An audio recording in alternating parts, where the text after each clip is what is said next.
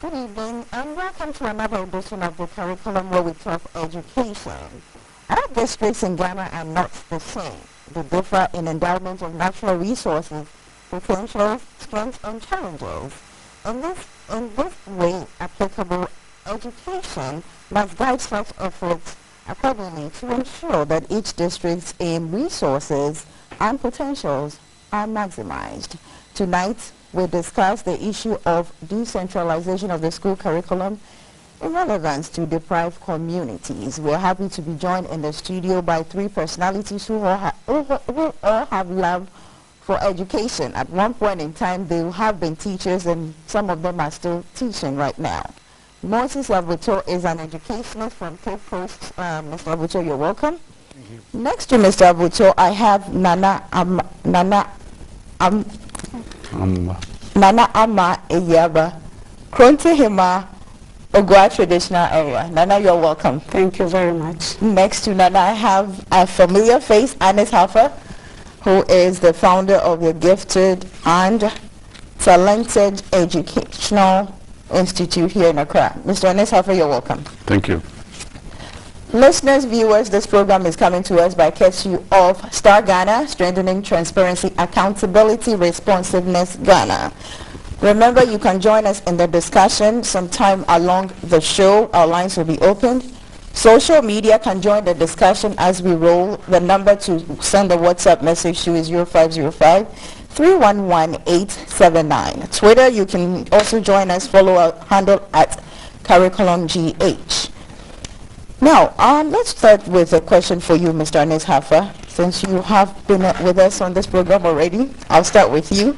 And Mr. Haffar, the issue is decentralization of school curriculum, relevance to deprived communities. How have we effectively decentralized the implementation of quality education in Ghana? Right, not yet. But what has happened is that for the first time, I think we are beginning to look at the necessary changes that we have to introduce in our school system. And watching the programs you did, and also when I look at the commitment of Nana Amba Eyiaba, it's really refreshing. She's been in school, she's been with the Minister of Education, and she's still helping with the positive changes that we need. What I would say is that when we begin to look at the curriculum across the country, I think that especially when you begin to look at the science curriculum, we have to make them to fit the districts.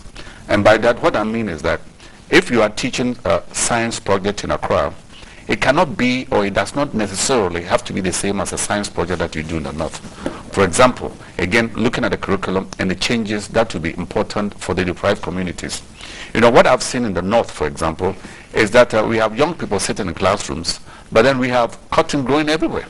So what we need to begin to look at is how we can begin to connect the local content itself into science projects so that we can begin to even develop a textile industry that is relevant for that particular community. That's very important.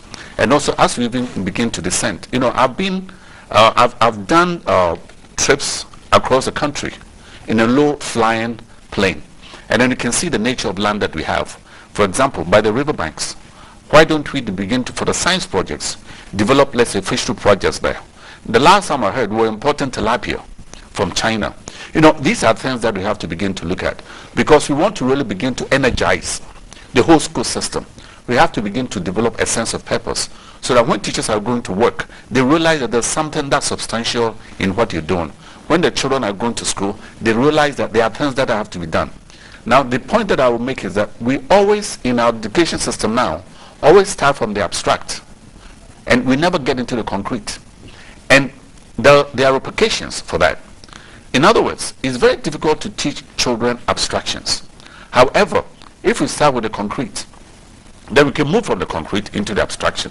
For example, if we are, let's say, growing tilapia as part of a science project, it can always revert back into the instruction. So now the children are writing about it. That's English language. They are speaking about it. That's presentation. Or they can begin to look at numbers. So it's very important that we begin to look at education in another way. Because frankly, the way that we do in education now creates a lot of boredom. It doesn't necessarily create the kinds of skills that we need for a third world country. Okay. So these are very important things to discuss, okay. and I'm glad that we're discussing that today. Right. Decentralization in the context that transfer of decision-making authority from, closer to the consumer, the beneficiary. Mr. Avutor, do you think we've done well with that? The answer exclusively is no. If you look at what I gathered from what you gave us yesterday, you realize that we are not fair to maybe the villages. For instance, most people in the villages do not know what an aeroplane is. They only see it flying in the air. And so if you ask me to describe an aeroplane, how do I describe that effectively? Just like somebody in Natal or Osu who sees aeroplanes flying over him every day, and then perhaps he can also go to the airport to look at it. So for us to treat that fairness unfairness that we talked about yesterday, then there is a need for us to decentralize education. That's my perspective. Yeah, Nana, Mr. Avutor is of the view that we have not been fair in the whole decentralization thing when it comes to the curriculum. Now, I know you've been to a lot of places in terms of you do a lot of rounds. You talked about when there's BCE, you go, you watch them, and I know you've been to a lot of places. I want you to be very practical here. Do you think that we have, there has been enough to this point, the decentralization of the curriculum? No, not yet. But let me say good evening to our distinguished viewers and listeners. Same curriculum, but different opportunities. It's true, I've been going around, whenever there is BEC, I go around and I observe, I speak with the final year students, those who are going to write the examinations, and sometimes go into the exam rooms to observe what happens, especially with ICT.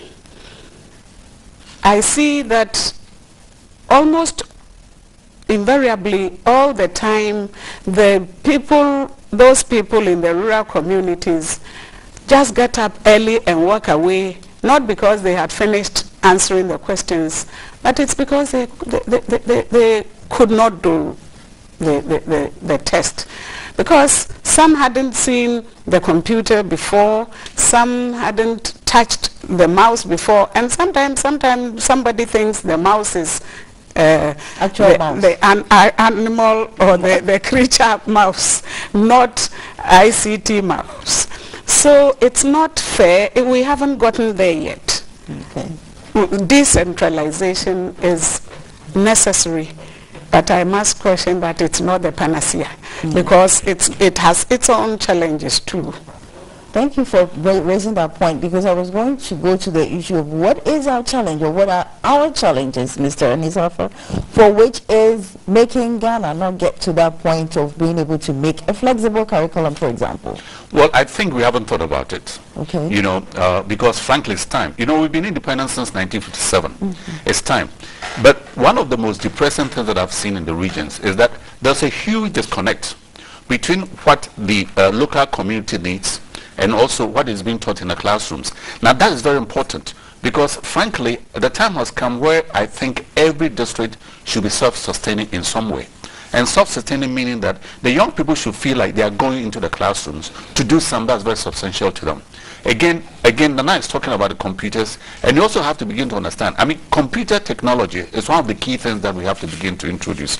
But what I've also seen in the district, especially in the rural areas, is that even where there are computers, the teachers themselves are shy from using the computers.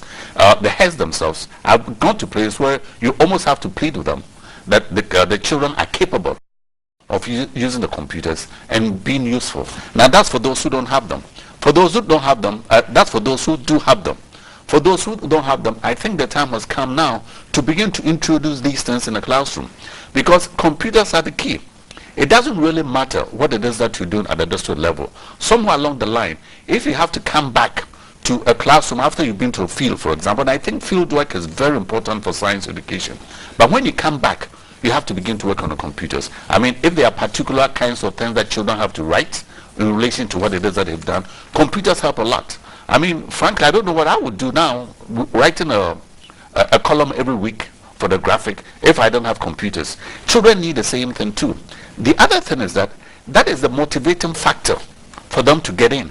We don't have to alienate them from the computers because that's the wave of the future.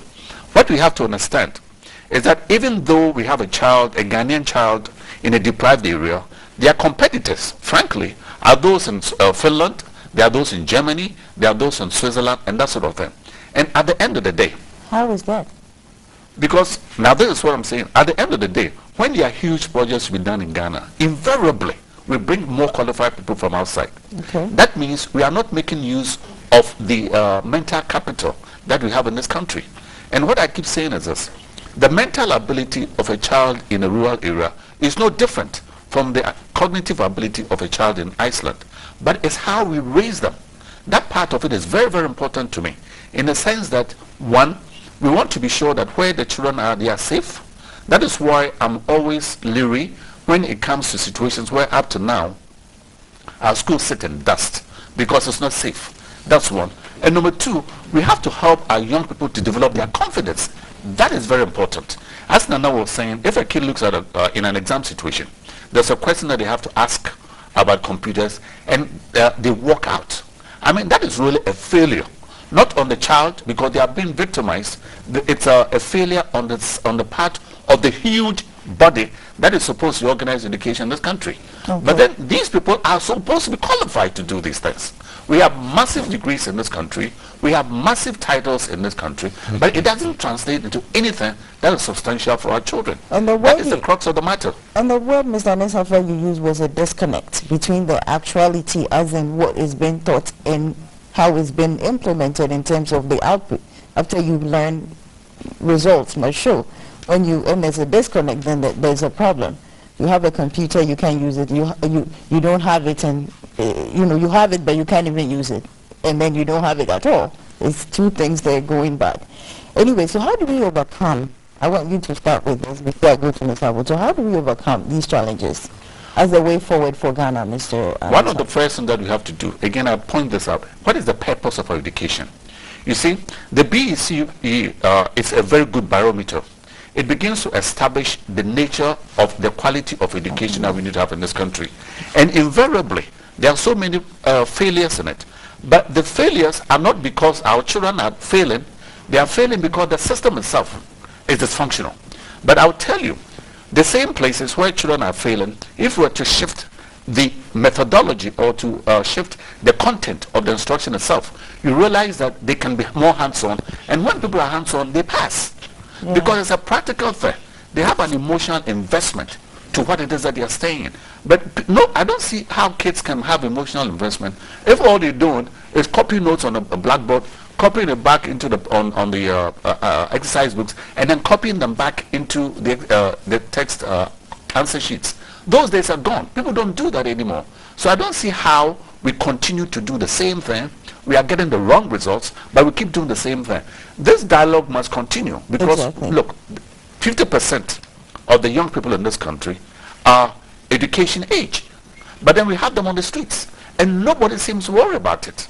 Even those who are supposed to have gone through the BECE also end up on the street. There is something that is inherently wrong in the system, and we have to begin to address these things. Otherwise, we are being totally irresponsible as adults in the system, especially people who are in paid positions with big titles, to make sure that these negative things do not happen. Mr. Avutor, do you agree, and what's the way forward? Yes, I do agree perfectly. I know you are a teacher now. I'm a teacher. So I'm still teaching. I'm in the classroom. And I know the problems that face us as a nation. And he talked about disconnect. So how do we connect what happens in the classroom and in the field of work? The other day he wrote something which I enjoyed reading. He was telling us about how to teach critical thinking. And then he mentioned the items, 6 of them.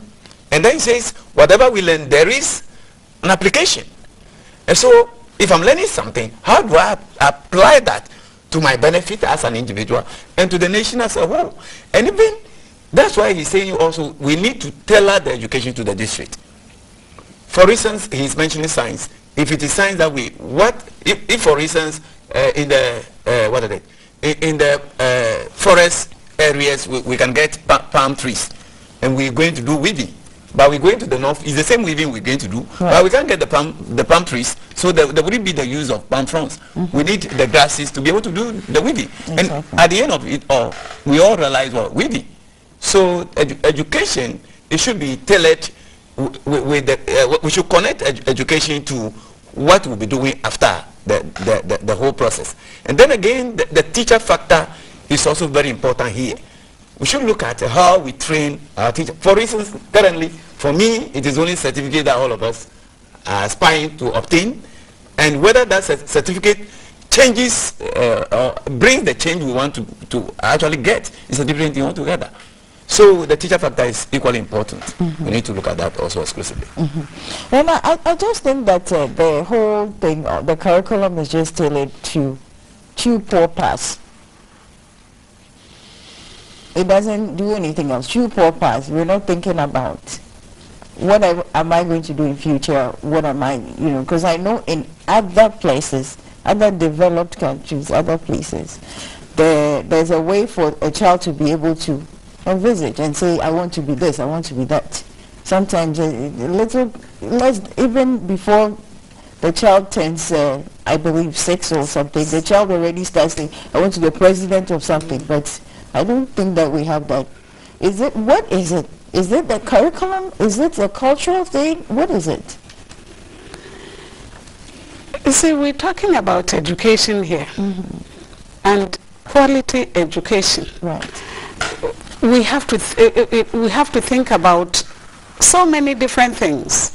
We think about the school environment itself, infrastructure, the buildings, the teachers, the pupils, the teaching learning materials, and all the things that go to make education what we will call a quality education. The issue is with opportunities. Do we give the children the opportunities they need to be able to perform? Are there job opportunities so they complete school and they go? The curriculum itself is broad, is general. It's not district based so that we all learn the same things. But we don't live in the same environment. We live in different environments. So we have to look at the way we draw up our curriculum and the way we structure our system to suit the various areas and whatever they have. So, for instance, if we are in Cape Coast, a rural community in Cape Coast, they are farmers. They grow citrus, oil palm, and oranges, lime, lemon. And then the person is taught how to fish or how gold mining. Yes, it's relevant, but of what importance, of what use is that knowledge to the child? Is the child being trained to acquire the basic skills that the child needs? Do we know what the job market requires so that we train them, we give them the skills they need to be able to fit into whatever jobs? We were talking about in other jurisdictions, other places, where even before the age of 6, the child knows what he or she is going to be, because the opportunities are there. Even the baby, the 2-3-year-old has computer, toys, and other things to play with. Here, if you touch it, sometimes maybe because of poverty or the economic situation, if I have my phone and you come for it, you hold it, I will take it from you, because if it gets spoiled, I may not be able to have another one soon. So it's the way things are the way our curriculum is. So I would suggest here that maybe we have local content, district-based curricula. But because we have national goals and aspirations, we cannot just have only district-based curricula. So we can have that, and on top of that have others that will help us achieve the national goals. So if it's 5 subjects, maybe 3 related to the area, the district, and then 2 national, so that we are not isolated, so that we see ourselves that we belong. And the cohesion and national integration is also thought of. So we do the district-based thing, and then we look at the national goals and aspirations, so that both go hand in hand. Otherwise, then we look at the general and the specifics are missing, or we look at the specifics and we are isolated from the national. Yeah. Ms. Haffar, I know you've talked a little bit about this. You gave some examples also. How can we factor this issue of district curriculum based, that is basically for the district or tailor-made for the district, at the same time look at the national goals? Right. I think that is a point that Nana is talking about, and I think it's right on the money. Okay. You know, because we don't live in isolation. So there are 2 segments to this. Anytime I see a young person leave a particular district to go to Kumasi, Takoradi, or Accra, there's something wrong there. Because what it means is that there's no future for them in that particular district. So there are 2 ways to look at it. Like Lena was saying, we have to look at a bigger picture in terms of the national aspirations, and we have to begin to look at the district picture as well. But the best we can do is where a child is being educated in a particular district, and they're able to use their skills there. So there's no need for someone to come from the north to do kaya here. I mean, that doesn't speak well of this country at all. Because what that means is that there's something going wrong in the north which has such huge potential that potential has not been realized. But then we also have to begin to look at our traditional systems too, because there are parts of it that are negative. And what I mean is that we have very low expectations of the Ghanaian child. We do. I mean, I remember when I was growing up, you know, there are particular parents and teachers who even begin to denigrate the effort that is being done by children. And we think it's okay. The other thing is that we beat children too much, and we think it's okay. Those things are gone. These are the results of our low expectations. But I'll tell you something else. If you respect somebody, you don't exert that kind of brute force on them. And I realized that, you know, in the school of education, there are 2 key things that we have to be aware of. 1, the safety of the child. That is why I'm always concerned about the dust that our schools sit in, because they are not healthy. As the